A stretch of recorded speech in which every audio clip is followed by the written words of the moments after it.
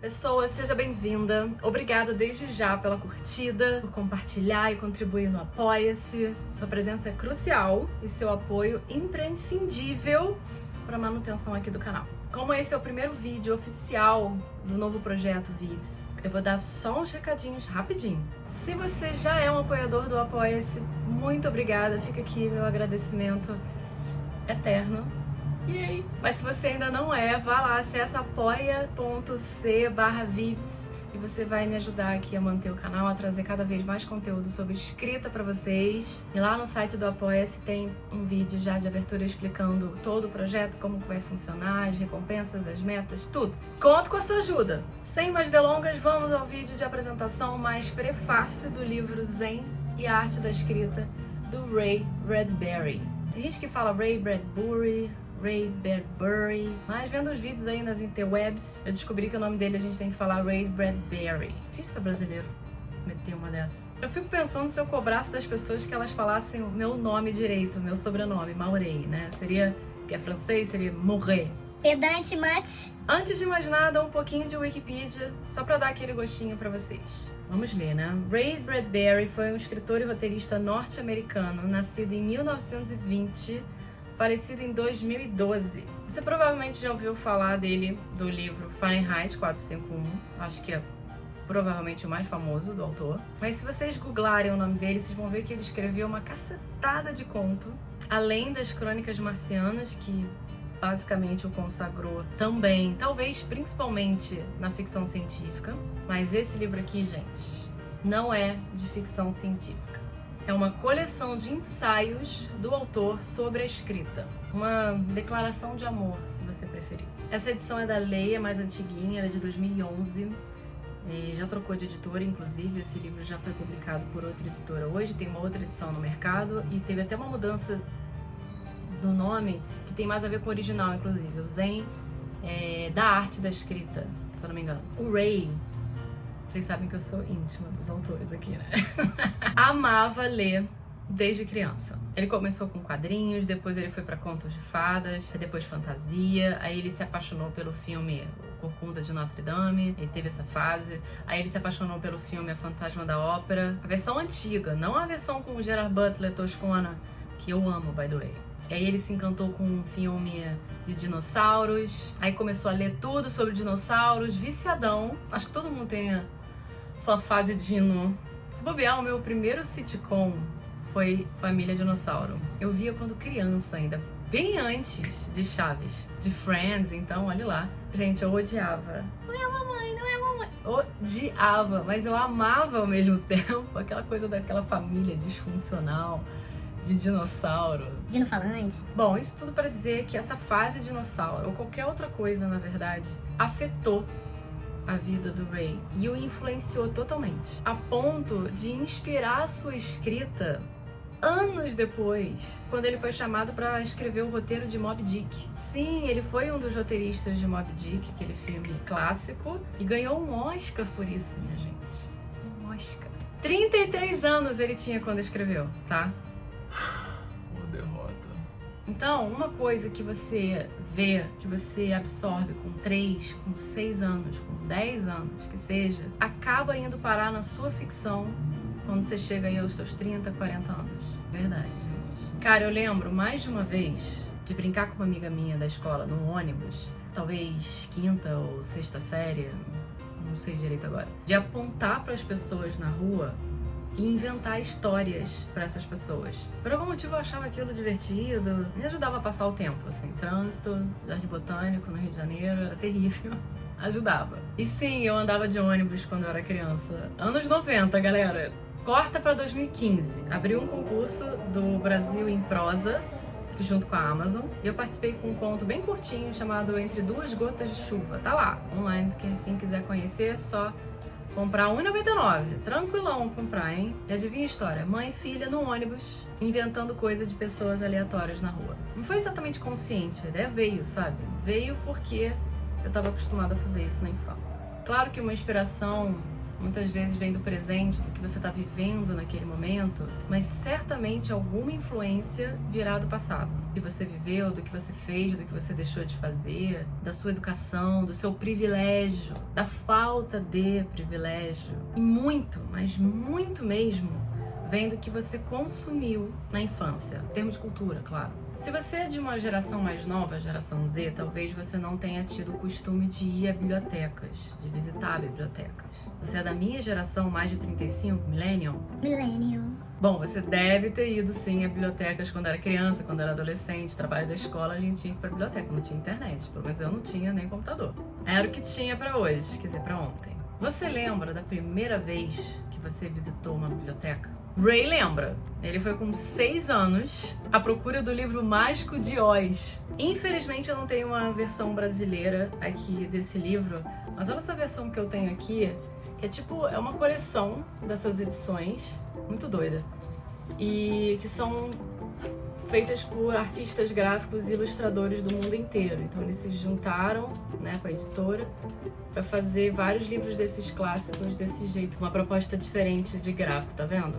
Bem legal.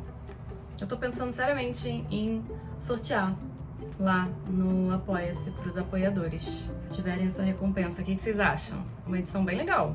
Fica a dica, apoia lá. No caso aqui, que o Ray tá falando, além da biblioteca, eu acho que funciona com livraria também. Você lembra quando foi a última vez que você foi a uma livraria? Pelo menos uma vez que tenha sido memorável? Eu costumava fazer evento em livraria, né? Quando eu trabalhava com marketing. E fui muito como leitora, vou muito como leitora. Fui muito como autora, como colega de autores que estão publicando livros, em clubes do livro. Beijo, Frine! Mas teve uma vez que vale a pena trazer essa lembrança aqui pra vocês, que é uma memória linda, e é justamente o que o Ray vai falar sobre, e aí eu quero ilustrar de uma forma mais fácil de entender. Lançamento mundial do Harry Potter e o Príncipe Mestiço, meia-noite, Livraria da Travessa, Ipanema, Rio de Janeiro. Se eu não me engano, junho ou julho de 2004. Meu herói, isso tem 20 anos. Eu era do fandom de Harry Potter, participava de um grupo chamado Ordem da Fênix, um grupo do Yahoo. A gente tinha feito a mesma coisa no ano anterior, em 2003, que foi quando eu conheci esse grupo, pessoalmente, né, porque eu já participava dos fóruns, das discussões, etc. E no ano anterior, na Travessa, eu cheguei a comprar a edição em inglês. Lembrando que esse lançamento mundial, gente, nesse esquema da Livraria Travessa, é um lançamento da versão britânica, né? O livro em português só ia ser lançado em novembro do mesmo ano, pela Rocco. Mas nesse ano de 2004, o 6º livro, eu tava completamente sem grana. Eu usava calça rasgada, roupa do meu irmão, tênis rasgado, eu tava muito ferrada. E eu não tinha como comprar a edição britânica / americana de jeito nenhum. Mas eu fui, né, porque eu ia a todos os eventos de Harry Potter com essa galera. E cara, não é que o grupo se compadeceu da minha situação e comprou um exemplar de surpresa pra mim? E ainda assinou no livro. Fizeram uns recadinhos pra mim, fizeram surpresa, compraram, me deram.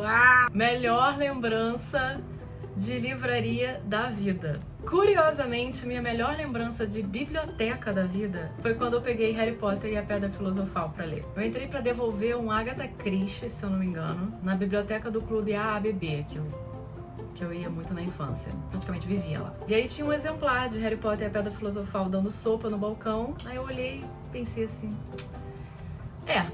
tá na hora. Eu só tinha ouvido falar muito rapidamente, se eu não me engano naquela época, era 99, 2000, tinha sido lançado que isso, 2, 3 livros, né, até o 3º, até o Prisioneiro de Azkaban, eu acho. Quem sabe em 2024 eu não trago pra cá, pra esse projeto Vives, se eu tiver bastante apoiador me apoiando, a saga completa de Harry Potter, e eu faço a mesma coisa, um vídeo por capítulo, vai demorar séculos, 7 livros, mas quem sabe, se vocês quiserem, bota aí nos comentários que eu faço. Olha, gente, podem falar o que quiser dos fandões. Eu já participei de vários. Conselho Branco, Conselho Jedi, Potterhead. Hoje eu tenho grandes amigos, incríveis, que eu conheci por conta da nerdice. Não falo mal. A gente é chato mesmo, nerd pra caramba. A gente discute a linhagem da varinha de Voldemort. Mas é isso, gente. É dessa paixão toda que o Ray Bradbury vai falar. Tá falando aqui nesse livro. Bibliotecas, livrarias, não são livros,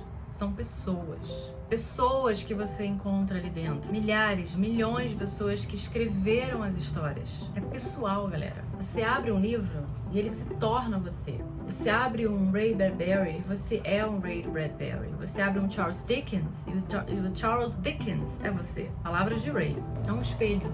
Você se torna os grandes poetas, os grandes autores.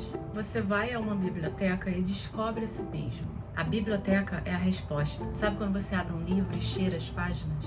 É poeira do tempo, poeira das histórias. Ray, te amo, cara. Gente, o Ray foi bibliotecário. Nessa mesma época que ele era bibliotecário, aquele maluco lá, bigodinho, começou a queimar livro.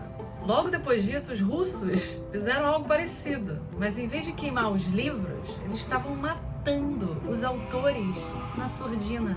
E se você não tem livro para ler, não tem autor para escrever, como fazer parte de uma civilização? Se você não aprende a ler, como você vai saber se decidir? Como você vai saber votar? Saber embasar um argumento? Perigo!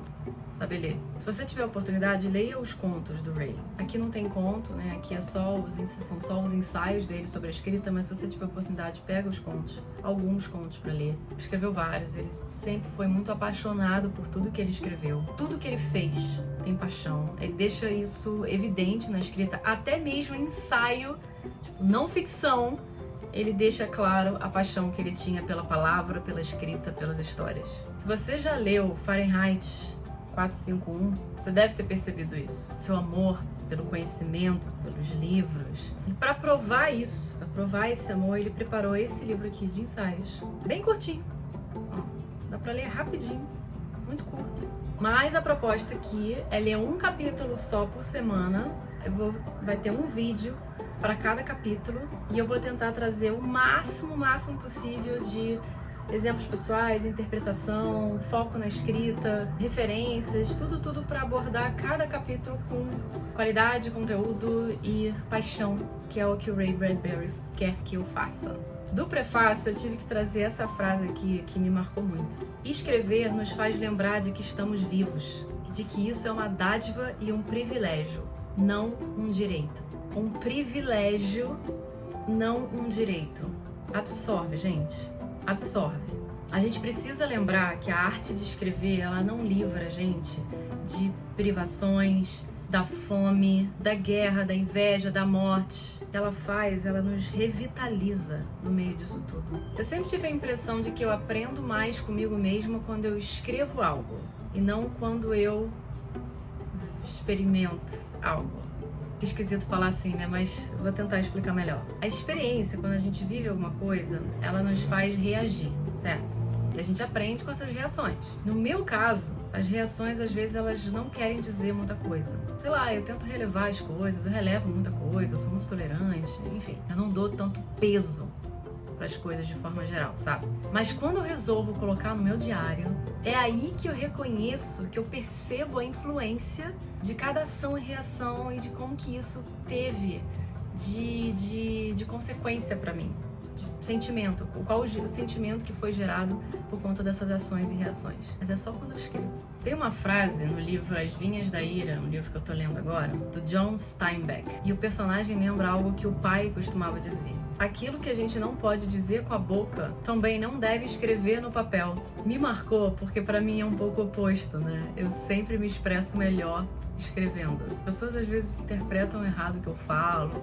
Eu fico bolado, falei, não é possível, cara. Eu acho que eu não sei falar. Devo ter algum problema, não sei. Eu só sei que quando eu escrevo, as pessoas entendem o que eu tô querendo dizer. Por último, aqui ainda no prefácio, Ray fala da prática da escrita. E assim como todo autor, a gente tá vendo isso no Masterclass que eu tô trazendo aqui no canal também, ele segue o mesmo mantra. Se você quiser ser bom em alguma coisa, você precisa praticar. Tem uma frase de um pianista que o Ray traz aqui, que ele dizia assim: se não praticasse todo dia, ele saberia. Se não praticasse por 2 dias, os críticos saberiam. E se não praticasse por 3 dias, seu público saberia. A gente pode até entrar no mérito da prática de escrita, disciplina e compromisso e tal, um pouco mais pra frente. Eu nem sou tão radical em relação a isso. Eu acho que tem saídas. Acho que dá pra trabalhar esse assunto melhor aí, não ser tão radical quanto a isso. Nem o Ray é, tá? Eu só tô comentando aqui que a gente não precisa se preocupar com isso agora. A essência do recado é: não dá pra aprender nem se profissionalizar sem praticar. É com isso que a gente vai ficar por hoje, como diz a minha terapeuta. No próximo vídeo a gente começa com o primeiro capítulo, o primeiro ensaio, A Alegria da Escrita, um ensaio de 1973. Olha a minha edição, tadinha. Tá velhinha. Pips, não esquece de curtir, se inscrever no canal e apoiar lá no apoia-se/Vives para me ajudar a produzir mais conteúdo aqui pra vocês. Please. Tá bom? Até semana que vem. Beijo!